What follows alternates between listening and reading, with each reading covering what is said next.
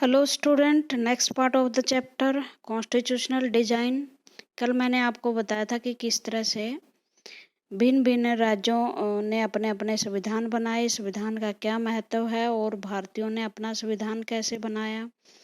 भारत की संविधान को बनाने वाली कॉन्स्टिट्यूशन असेंबली का गठन कैसे हुआ, विधानसभाओं के जो सदस्य थे उन्होंने अपने अपने विधानसभाओं में से मेंबर चुने और उन मेंबर्स ने कॉन्स्टिट्यूशन असेंबली में जाकर के जो आखिर में 299 सदस्य रह गए थे और 284 ने उनमें से साइन किए थे। 26 जनवरी 1950 का हमारा संविधान जो है वो बनकर तैयार हुआ।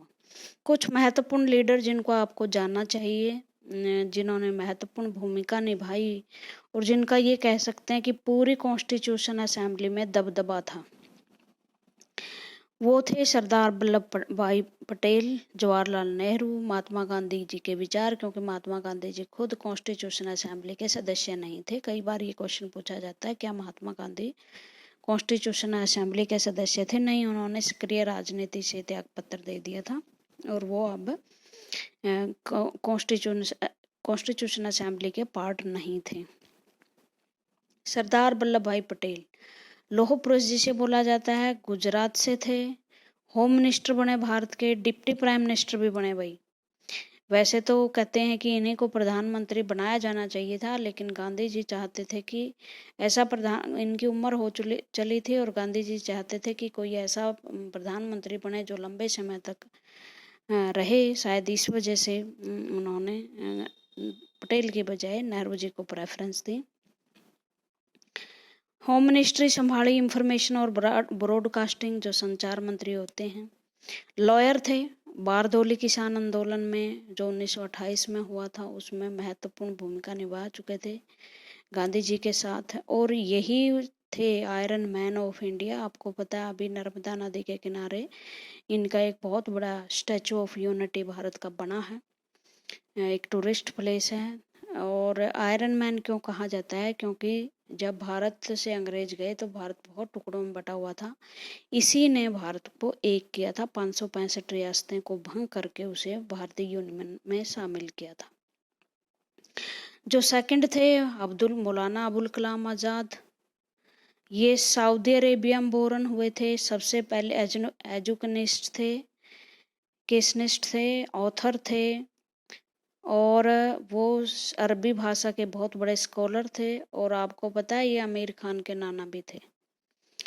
और जो मुस्लिम लीग की पॉलिसी थी उससे वो उससे नफरत करते थे, मतलब वो भारत को एक ही राष्ट्र मानते थे। एजुकेशन मिनिस्टर बने थे, फर्स्ट कैबिनेट मिनिस्टर बने थे। उसके बाद टीटी कृष्णाचारी दक्षिण भारत से थे, तमिलनाडु से थे, वो भी ड्राफ्टिंग कमेटी के मेंबर थे, कांग्रेस के लीडर थे, भारत के पहले फाइनेंस मिनिस्टर थे। उसके बाद ये है जयपाल सिंह हॉकी के प्लेयर थे, स्पोर्ट्समैन थे, झारखंड से आते थे, हॉकी के नेशनल हॉकी टीम के कैप्टन रह चुके थे। आदिवासी महासभा एक यूनियन थी उसके संस्थापक थे और झारखंड पार्टी भी इन्होंने बनाई थी। ये एच.सी. मुखर्जी हैं। एच.सी. मुखर्जी जो है वाइस चेयरमैन थे कॉन्स्टिट्यूशन असेंबली के, बंगाली थे, ऑथर थे, लेखक थे, एजुकेशनिस्ट थे और कांग्रेस लीडर थे। मेडिकल, क्योंकि ज़्यादातर आपको कांग्रेस के लीडर ही मिलेंगे, क्योंकि उस टाइम जो प्रोविंस गवर्नमेंट थी उनमें कई एक दो को ही छोड़कर सारी ही लगभग स्टेट्स में कांग्रेस का रूल था। 1940 में कांग्रेस ही जीती थी। Member of all India Christian council and Bengal legislative assembly के थे। बाद में ये वेस्ट बंगाल के गवर्नर भी बने थे। दुर्गाबाई देशमुख, ये मत सोचना कि महिलाएं पार्टिसिपेशन में नहीं थी, 15 महिलाएं थी भारत की कॉन्स्टिट्यूशन असेंबली में। आंध्र प्रदेश में बोर्न हुई ये, एडवोकेट थी, पब्लिक एक्टिविस्ट थी, वुमेन सशक्तिकरण के लिए बड़ा काम किया था ना, और फाउंडर ऑफ आंध्रा महिला सभा की संस्थापक थी, कांग्रेस की लीडर थी। और बाद में ये founder chairman of central social welfare board की सदस्य अध्यक्षा भी बनी। ठीक है, अब थोड़ा सा हम डाल लेते हैं नज़र कि किस किस तरह से भारत में कॉन्स्टिट्यूशन बनाने की प्रक्रिया पूरी हुई। मैंने बताया था कि हमारे जो कॉन्स्टिट्यूशन असेंबली थी उन्होंने डिसाइड किया था कि हम वोटिंग नहीं करेंगे, और वोटिंग नहीं करेंगे तो हम एक कॉन्सेंट सहमति स्थापित करने की कोशिश करेंगे, और हर जो जितना भी लिखा जाएगा संविधान, जो जो भी प्रोविजन संविधान में रखे जाएंगे, उस पर जो इतने भी मेंबर हैं उनकी सहमति ली जाएगी। इसके लिए लंबे वाद विवाद हुए। यहाँ से हम शुरू करते हैं। Finally the manners in which the constitution assembly worked give sanctity to the constitution. The constitution assembly work on a systematic ढंग से ओपन एंड कॉन्सेंजुअल मैनर में काम किया, सहमति के आधार पर, वाद विवाद के आधार पर, एक दूसरे से बातचीत करके। फर्स्ट सम बेसिक प्रिंसिपल वर डिसाइड एग्रीड अपन, कुछ सिद्धांत बनाए गए थे जिन पर सभी सहमत थे। देन ए ड्राफ्टिंग कमेटी चेयरमैन, मैंने बताया था ड्राफ्ट कमेटी के चेयरमैन। देखो, पूरी कॉन्स्टिट्यूशन असेंबली और ड्राफ्ट कमेटी में कंफ्यूज हो जाते हो आप। कॉन्स्टिट्यूशन असेंबली में ये लगा लो कि एक तरह से सभी सदस्य शामिल थे, एक तरह से आपकी पार्लियामेंट जैसी हो गई, ठीक है। इसने पार्लियामेंट का भी काम किया। हमारे 1947 से लेकर 1952 तक, जब तक इलेक्शन नहीं हुए, आपकी कॉन्स्टिट्यूशन असेंबली ने पार्लियामेंट का भी काम किया। इन 5 सालों में जितने भी कानून का जरूरत पड़ी, इसी कॉन्स्टिट्यूशन असेंबली ने वो पूरी की है। और जो ड्राफ्टिंग कमेटी थी उसमें तो 7 ही मेंबर थे, जिसके ऊपर पूरी जिम्मेदारी थी कि आप कॉन्स्टिट्यूशन बना के लाए, ड्राफ्ट तैयार करें कि ये हम डाल रहे हैं। उसके बाद पूरी कॉन्स्टिट्यूशन असेंबली के सामने ये रखें, और उसके बाद उस कॉन्स्टिट्यूशन असेंबली में डिस्कस होगी, वाद विवाद होगी, और फिर ये क्या किया जाएगा, कॉन्स्टिट्यूशन को अपनाया जाएगा। 7 कमेटी बनाई गई थी। इन कमेटीज में ज़्यादातर में नेहरू और पटेल तो होते ही होते थे, और इन कमेटीज का काम था कि अलग अलग जो मुद्दे थे उन पर विचार विमर्श करना। जैसे एक कमेटी थी राज्यों से संबंधित, कि राज्य कैसे शामिल हो गए। एक कमेटी थी राज्य और संघ के आपस में संबंध कैसे होंगे, पावर यूनियन गवर्नमेंट के पास में जो होगी कि ज़्यादा स्टेट गवर्नमेंट के पास होगी। एक जो कमेटी थी, एक कमेटी में कई सदस्य हो जाते थे। एक कमेटी फंडामेंटल राइट से रिलेटेड थी। तो इस तरह से कमेटियों में डिफरेंट जो ऐसा लगा ना कि ये व्यक्ति इस क्षेत्र में एक्सपर्ट है, कोई फंडामेंटल राइट्स, वकील थे बहुत ज़्यादा। 70% लोग जो है कॉन्स्टिट्यूशन असेंबली के वकील है, इसलिए हमारे संविधान को ये कहा जाता है कि ये वकीलों का स्वर्ग है, क्योंकि ये आम आदमी की समझ में नहीं आता, ये वकीलों की समझ में आता, वकीलों ने बनाया इसको। तो जो व्यक्ति जिस फील्ड के एक्सपर्ट थे, उन्होंने वो फील्ड दिया गया कि आप इस पे विचार कीजिए, आप इस पे प्रोविजन तैयार कीजिए। उसके बाद ड्राफ्टिंग कमेटी के चेयरमैन डॉक्टर भीमराव अम्बेडकर थे, उन्होंने ड्राफ्ट तैयार किया। और ड्राफ्ट तैयार करने के पीछे मैंने बताया था BN राव की बड़ी भूमिका थी, जो IAS ऑफिसर थे। उन्होंने ही विदेशों में जाकर कॉन्स्टिट्यूशन की कॉपियां लेकर आए वो। सेवरल राउंड्स, फिर वो जो सारा कच्चा चिट्ठा था ना, वो सारा जैसे उसमें रख दिया, आपके कॉन्स्टिट्यूशन असेंबली में रख दिया। फिर उस पर क्लाज बाय क्लाज, एक क्लाज बाय क्लाज मैंने एक आर्टिकल ये आ गया, उसका A भाग B भाग, ये क्लाज होते हैं। सब पर जो है क्रम अनुसार डिस्कशन किया गया। ये नहीं कि वैसे आंख मीच के जो ड्राफ्ट कमेटी ने तैयार किया उसी पर, नहीं, क्लाज बाय क्लाज जो है डिस्कशन हुई। मोर देन 2000 अमेंडमेंट्स, 2000 के करीब इस सारे ड्राफ्ट में क्या हुए, सुझाव आए कि आप ये परिवर्तन कीजिए, ये शामिल ना कीजिए, ये आपने गलत चीज़ें ऐड की हुई हैं, इसको हटा दीजिए। The member deliberate on 140 days, 114 दिन तक उस पर कंसिडरेशन हुई, डेलिब्रेशन हुई, बातचीत हुई, संसद बैठी। ये एक पीछे क्वेश्चन भी पूछा गया था कि कितने देर बैठी। 3 साल लगभग लगे, 2 साल 11 महीने 18 दिन। एवरी डॉक्यूमेंट प्रेजेंटेड, हर डॉक्यूमेंट जो है कॉन्स्टिट्यूशन असेंबली के सामने रखा गया, और जितने भी शब्द बोले गए उनको सबकी रिकॉर्डिंग हुई, और आज तक ये रिकॉर्डिंग रखी हुई है बड़ी संभाल के। These are called constitution assembly debates, इनको कॉन्स्टिट्यूशन असेंबली की डिबेट कहा जाता है। और when printed these debates are इन डिबेट को प्रिंटेड किया गया तो 12 बहुत ऊंचे ऊंचे बुक्स, बहुत बड़ी बड़ी बुक्स वॉल्यूम में बट गई। अब ये कहता है कि हमारे देश का जो संविधान है वो किन किन विचारधाराओं पे डिपेंड करता है। हमने फिलॉसफी क्या थी हमारे देश के संविधान को बनाने की, हमने कहाँ से प्रेरणा ली संविधान बनाने की, ये बहुत ही इम्पोर्टेंट मैटर है। एकदम से कोई चीज नहीं आती, कहीं ना कहीं कोई ना कोई प्रेरणा जरूर होती है, और हमारे देश के संविधान की तो प्रेरणा बहुत है। देखो, हमारा संविधान कोई 1946 में ही बनना शुरू नहीं हुआ था। 1773 में पहला एक्ट आया था, रेगुलेटिंग एक्ट। ठीक है, अंग्रेजों ने अपने शासन को स्थापित करते ही एक्ट यहाँ पास करने शुरू कर दिए थे, एक्ट बनाने शुरू कर दिया। एक्ट उनकी पार्लियामेंट बनाती थी, लागू यहाँ होते थे। 1784 में एक एक्ट आया, उसके बाद 93 में, उसके बाद 18वीं शताब्दी में 10 साल के बाद एक्ट आते रहे। एक आध एक्ट तो बहुत ज़्यादा इम्पोर्टेंट थे। 1909 का एक्ट, 1919 का एक्ट, 1935 का एक्ट।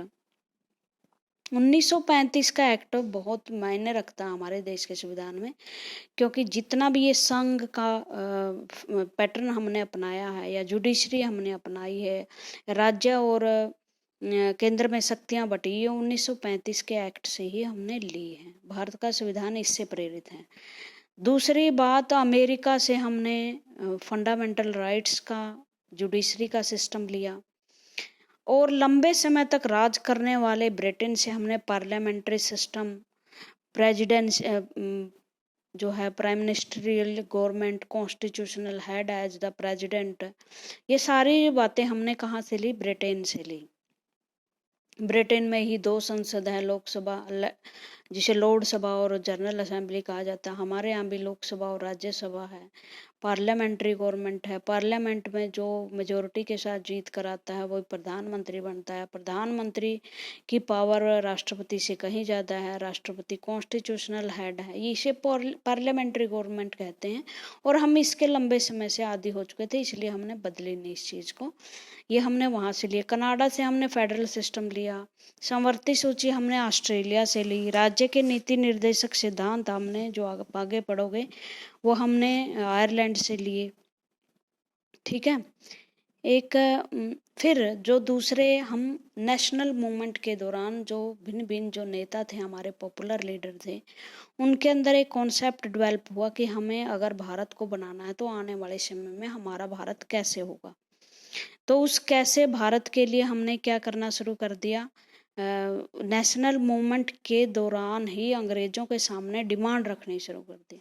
जैसे गांधी जी के विचार है। गांधी जी चाहते थे कि एक ऐसा कॉन्स्टिट्यूशन हो भारत में जहां लोग गरीब से गरीब ये फील करें कि ये उन्हीं के लिए बना गया है और कॉन्स्टिट्यूशन उनकी आवाज है, ना कि ये उनके लोगों के द्वारा जो बहुत ही अमीर हैं। ऐसी क्लास जिसमें लो क्लास लोगों को भी सारे अधिकार मिले, वो परफेक्ट लाइफ हार्मोनी से जिए। ऐसा संविधान जिसमें सभी वर्ग मिलकर रहें और कोई किसी का शोषण ना करे। इंटॉक्सिकेटिंग शराबबंदी, गांधी जी शराबबंदी के मतलब शराब के बहुत खिलाफ थे। आपको पता ही है, उनके नेतृत्व में महिलाओं ने शराब के धरनों, शराब की जो दुकानें हैं उनको के आगे धरने दिए थे। सभी को इक्वल राइट मिले। एक और बात बता दूं, वो कभी भी पार्लियामेंट्री गवर्नमेंट के हिमायती नहीं थे। उनके अनुसार पार्लियामेंट्री गवर्नमेंट जो है वो इतनी पावरफुल हो जाती है कि लोगों के अधिकारों को छीन लेती है। एक ये हैं भाई, बहुत फेमस लीडर हैं कांग्रेस के, कन्हैया लाल मानिकलाल मुंशी, जिसे KM मुंशी भी कहते हैं।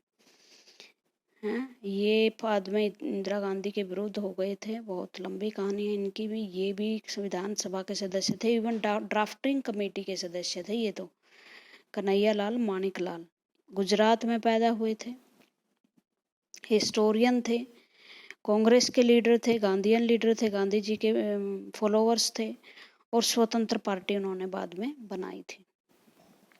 ये गांधी जी के विचार थे। भीमराव अंबेडकर, इनको जानते ही हो आप, ब्रिटेन में पढ़ने गए, लॉ पढ़ के आए, भारत का संविधान बनाया, मध्य प्रदेश से आते थे। वैसे इनकी नियुक्ति बड़ी मुश्किल से हुई थी, जहाँ से भी ये इलेक्शन लड़ना चाह रहे थे वहीं से हार जाते थे।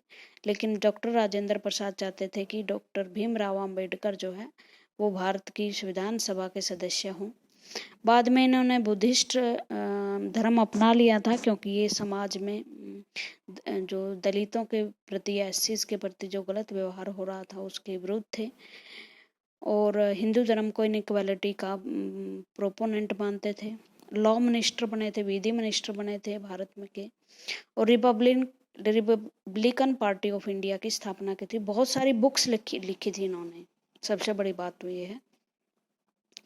उसके बाद इन्होंने जो है ड्राफ्ट कमेटी के चेयरमैन थे ये, ठीक है। हमारी जो कॉन्स्टिट्यूशन असेंबली है वो बहुत भिन्न भिन्न विचारों और आइडियोलॉजी वाले लोगों की कॉन्स्टिट्यूशन असेंबली थी भाई, जो हर तबके का प्रतिनिधित्व करती थी। श्यामा प्रसाद मुखर्जी, जो आप बीजेपी देख रहे हो ना, इसकी स्थापना जनसंघ के रूप में श्यामा प्रसाद मुखर्जी ने ही की थी। झंडा जो गान हमारे देश में गाया जाता है उसकी जो रचना है वो श्यामा प्रसाद मुखर्जी ने की थी। वेस्ट बंगाल से थे भारत, और देखो एक पॉलिटिकल हार्मोनी का प्रतीक था उस टाइम हमारे देश में। ये दूसरी पार्टी के थे। 1952 में इनकी पार्टी कोई सत्ता में कुछ खास नहीं कर पाई, 4 ही सीट जीत गई। लेकिन इसके बावजूद इनके टैलेंट को देखते हुए नेहरू जी ने इन्हें अपने मंत्रिमंडल में स्थान दिया था। आज कोई नहीं देता ऐसे। भारतीय जनसंघ के फाउंडर थे। अब ये भाषण है नेहरू जी का, जब हम देश आज़ाद हो रहा था 15 अगस्त 1947 को, तो नेहरू जी ने एक भाषण दिया था रात के 12 बजे जब हम आज़ाद हुए। उस भाषण का नाम है ट्रस्ट विद डेस्टिनी। ये भी कॉन्स्टिट्यूशन का दर्शन बताता है कि हमें किस तरह का कॉन्स्टिट्यूशन बनाना था। ये सारी मैं फिलोसफी पढ़ा रही हूँ कि हमारे देश का जो संविधान है किस फिलोसफी पर आधारित था, किस से प्रेरित होकर हमने अपना संविधान बनाया। जो आइडियोलॉजी, जो वैल्यूज हमने भारतीय संविधान में रखे हैं वो कहाँ से आए थे। इस भाषण में भी नेहरू जी ये बताना चाहते हैं कि हम आने वाले समय में भारत को कैसा बनाना चाहते हैं। इस भाषण का आप नाम याद रखना, trust with destiny. And now the time, long year ago we make a tryst with destiny, and now the time when we shall redeem our pledge, not wholly or in fully measures, but very substantial at the stroke of midnight hour, when the world is asleep, India will awake. जब सारा संसार सो रहा है, हम अपनी खुशियां मना रहे हैं, इंडिया जाग रहा है और अपने फ्रीडम को एंजॉय कर रहा है। ये मोमेंट है जो बहुत मुश्किल से हिस्ट्री में आता है, लंबे संघर्ष के बाद आता है, मैन और वोमेन के सेक्रीफाइस से आता है। जब पुरानी चीज़ें ख़त्म हो जाती हैं, नया जो युग आता है, और इस नए युग में जब जो हमारा नेशन लंबे समय तक दबा कुचला रहा है, अब हमने आज़ादी मिली है और हम इस आज़ादी को इंडिया की नए निर्माण के लिए लगाएंगे। हमारी एक सोवरन कंट्री होगा, ये सभी मीनिंग मैं आपको समझाऊंगी। सोवरन पीपल होंगे इंडिया के, ऐसी फ्रीडम जिन्हें मिलेंगी जिन्हें आप लंबे समय तक लड़ाई लड़ी है, जो हमने दुख सहे हैं, उन दुख को दूर करने वाला ऐसा फ्यूचर हम बनाएंगे जिसमें किसी तरह का दमन और अत्याचार नहीं होगा। ठीक है, तो ये भाषण था नेहरू जी का। अब एक जो हमने साउथ अफ्रीका का पढ़ रहे थे तो उसमें प्रेम्बल थी, प्रेम्बल प्रस्तावना होती है। किसी भी देश के संविधान का मुखपत्र होता है, ये बता देता है कि इस संविधान के क्या उद्देश्य हैं। तो उसमें जो अफ्रीका के लोगों के बारे में क्या कहा गया है,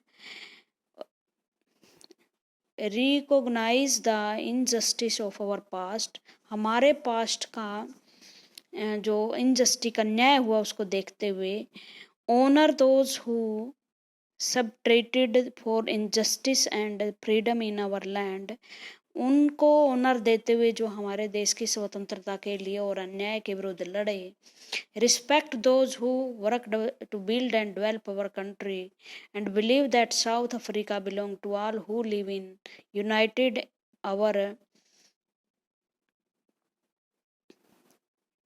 diversity through our freely elected representative adopt this constitution as the supreme law of the republic so that किस लिए कि हर सिटीजन को इक्वली प्रोटेक्ट किया जाए, डेमोक्रेटिक वैल्यू स्थापित किया जाए, सोशल जस्टिस, फंडामेंटल राइट्स, ऐसी सोसाइटी जहां अन्याय ना हो, सामाजिक न्याय हो, इक्वलिटी हो, फ्रीडम हो, लोगों की जो पोटेंशियल है उसका यूज किया जाए। और ये कॉन्स्टिट्यूशन सभी का है, न कि किसी एक व्यक्ति या एक वर्ग का। ठीक है ना। इससे पता चल गया कि जो संविधान बनेगा ना वो इन्हीं वैल्यूज पर होगा। अब हम अपनी प्रेम्बल देख लेते हैं कि अपनी प्रेम्बल में हमने क्या कहा है। सबसे पहले तो आप ये देखना, जो मेन शब्द भारत के संविधान में दिए गए हैं इसमें छुपे हुए हैं। पहला जो वर्ड है हमारे संविधान में जो दिया गया है वो we the people of India, people of India. ये क्वेश्चन भी पूछा जा सकता है कि भारत को क्या कहा गया है कॉन्स्टिट्यूशन में। इसमें इंडिया कहा गया है, आर्टिकल 1 में भारत और इंडिया दोनों कहा गया, पीपल ऑफ इंडिया। ठीक है, सबसे पहले हम वी को देखते हैं कि वी का मतलब क्या है।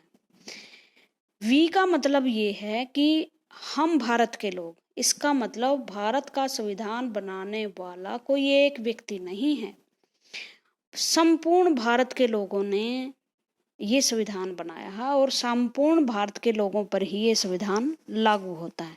कई बार ये आलोचना की जाती है भारत के कॉन्स्टिट्यूशन असेंबली की कि आप वी क्यों बोलते हो, कॉन्स्टिट्यूशन असेंबली तो बनाने वाले जो है कुछ ही लोग थे, लेकिन वो कुछ लोग बहुत पॉपुलर लीडर थे, भारत की जनता का प्रतिनिधित्व करते थे।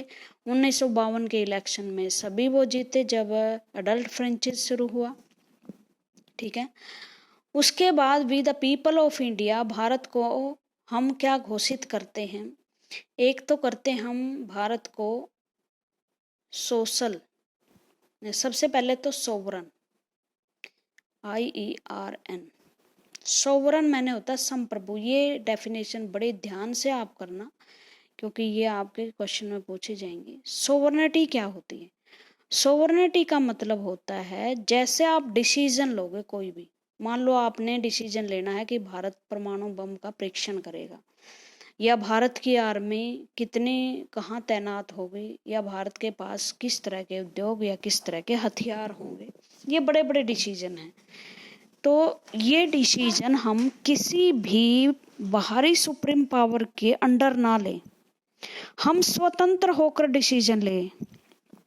हम ना किसी इंटरनल दबाव में ना किसी एक्सटर्नल दबाव में, कि एक्सटर्नल दबाव होता है जैसे दूसरे देशों का दबाव, जैसे अमेरिका ये कहे कि नहीं आप परमाणु हथियारों का परीक्षण नहीं कर सकते, या इंटरनल कोई भी मिलिट्री वगैरह है जो वो दबाव दे कि आप जो चुनी हुई गवर्नमेंट ये काम नहीं कर सकती। तो इंटरनल और एक्सटर्नल जितने भी प्रेशर होते हैं उनसे ऊपर उठकर अगर हम फ्रीली डिसीजन लेते हैं तो उसे क्या कहते हैं, India is a sovereign country. 1947 से पहले India was not a sovereign country because we are not taken our decision. Our decision has been taken by the British government. Before independence, we are not a sovereign state, but after independence, we become a sovereign country and हम अपने जो decision है वो खुद लेने लगे। तो इस तरह से इन्होंने कहा है पहले we are a sovereign country, उसके बाद सोवरन के बाद इन्होंने कहा है सेकुलर कंट्री। सेकुलर का मतलब होता है एक ऐसा राज्य जो जिसका कोई भी ऑफिशियल धर्म ना हो, ऑफिशियल रिलीजन को वो प्रमोट ना करता हो। ऑफिशियल रिलीजन का मतलब होता है हमारे देश का कानून, हमारे देश का शासन किसी धर्म के बेस पर नहीं होगा, कॉन्स्टिट्यूशन के आधार पर होगा। ना ही किसी धार्मिक समूह को डोमिनेंस दी जाएगी, प्रेफरेंस दी जाएगी कानून के निर्माण में या वस्तुओं के बंटवारे में। इस तरह से India is a secular country. वैसे तो इसका मतलब पंथ निरपेक्ष होता है।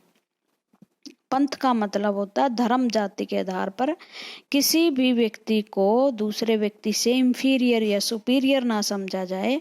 ऑफिशियली सब लोग बराबर हों, कोई डिस्क्रिमिनेशन ना हो on the basis of caste and religion and section. उसके बाद अगला शब्द है हमारे देश के संविधान में सोशलिस्ट। सोशलिस्ट क्या है कि गरीबी और अमीरी का भेद जो है वो कम से कम हो, ठीक है। समाजवाद बोलते हैं इसको हिंदी में। ऐसा देश जिसके कारखाने, जिसकी पूंजी, जिसके इंडस्ट्रीज, माइनिंग, रिसोर्सेज ज़्यादा से ज़्यादा सरकार के अंडर में हो, और एक ऐसी सोसाइटी का निर्माण जिसमें पुअर और रिच के बीच में ज़्यादा गैप ना हो। उसके बाद अगला जो शब्द है वो है डेमोक्रेटिक। डेमोक्रेटिक का मतलब होता है हम अपने देश में ऐसी सरकार स्थापित करेंगे जो इलेक्टेड बाय द पीपल, लोगों द्वारा चुनी हो, लोगों की भागीदारी हो डिसीजन में, और लोग अपनी मर्जी से सरकार चुने और वो सरकार लोगों का ही कल्याण करें। दूसरा शब्द है रिपब्लिक, इससे मिलता जुलता। बच्चे इसमें कंफ्यूज हो जाते हैं कि डेमोक्रेटिक रिपब्लिक में क्या फर्क है। रिपब्लिक का मतलब होता है, रिपब्लिक का मतलब होता है गणतंत्र। गणतंत्र का मतलब होता है ये तो चुनी हुई सरकार तो है ही, उसके साथ जो आपका हेड है, head of the state. Head of the state हमारे यहाँ कौन है? हेड ऑफ द स्टेट हमारे यहाँ प्रेसिडेंट है, और वो प्रेसिडेंट जनता द्वारा डायरेक्ट या इनडायरेक्ट रूप से चुना जाए। कोई राजा या रानी हमारा कॉन्स्टिट्यूशन हेड ना हो। देखो क्या फर्क होता है। India is a democratic country and also a Republic country because the government is elected by the people and the constitutional head is also elected by the people, but British is not is a British जो है, Britain जो है is a democratic country but not a republic country। Republic नहीं है, democratic है, वहाँ जनता द्वारा चुनी हुई सरकार है। रिपब्लिक नहीं है क्योंकि उनका जो हेड है वो क्वीन है, और क्वीन कभी चुनी नहीं जाती, वो वंश के आधार पर, हेरिडेटरी के आधार पर चलती रहती है। एक लेक्चर और बनेगा इसका, उसके बाद चैप्टर खत्म करेंगे। Thank you for the discussion.